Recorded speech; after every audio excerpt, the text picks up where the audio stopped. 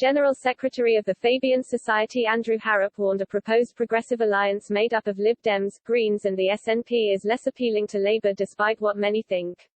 Speaking to Express.co.uk, Mr. Harrop explained Labour would not consider working with the SNP in any public alliance as they do not wish to put the issue of Scottish independence to the forefront of their agreement.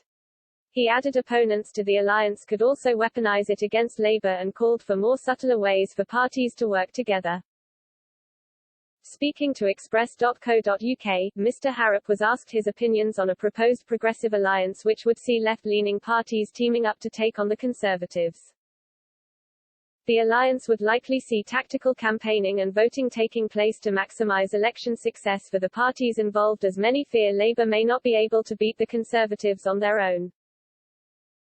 Mr. Harrop said, there is also a particular issue about Labour's relationship with the SNP, who would likely be the third largest party. Labour is not going to want to have the next general election or a referendum on the future of the Union. And it's certainly isn't going to want to be so mired in constant speculation as to whether they'd agree to another independence referendum in Scotland and what their line would be on that.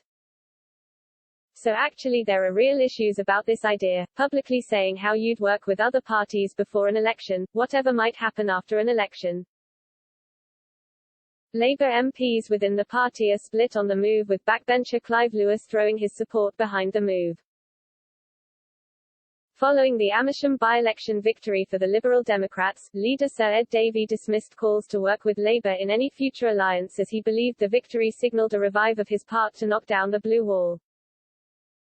While Mr. Harrop said a formal alliance may not materialise or indeed be useful for parties involved, there have been historic cases of Labour working with the Liberal Democrats where they have promoted Lib Dem candidates who have a higher chance of winning a seat.